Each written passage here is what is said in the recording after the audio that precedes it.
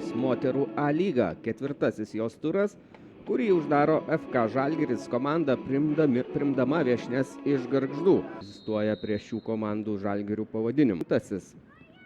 Sabrina Desauza, 21. Karilė Liužinaitė, 44. Remigija Šablevičiūtė ir turinti patirties.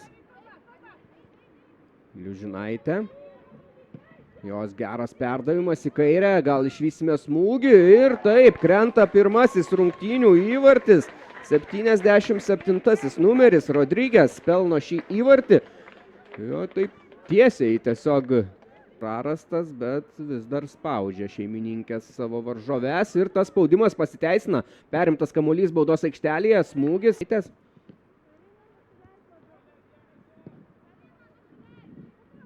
Vėl su kamuoliu baudos aikštelėje žalgirietės, Liužina dešiniuoju kraštu, veržėsi Jonelytė.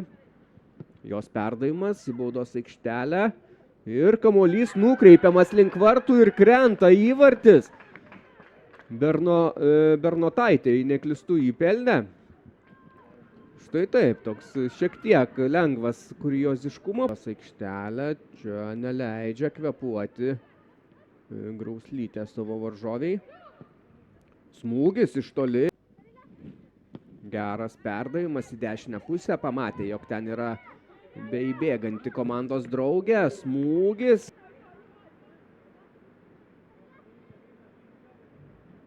Liužinaitė.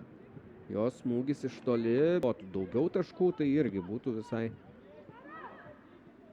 normalus rezultatas, kurio būtų galima pasidžiaugti. O čia Žalgirio pavojinga ataka. Smūgis iš labai arti, bet galima patekti į A divizioną, iš kur jau būtų galima kovoti dėl patekimo.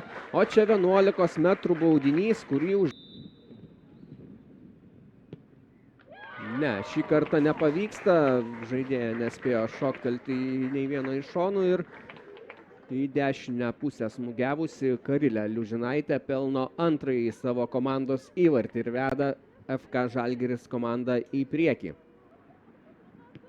Liužinaitė nesuspėjo. Čia daug erdvės Gargždų bangai. Smūgis pavojingas.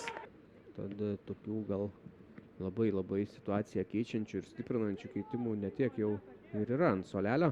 Čia geras perdavimas į plotą, smūgis ir krenta dar vienas įvartis.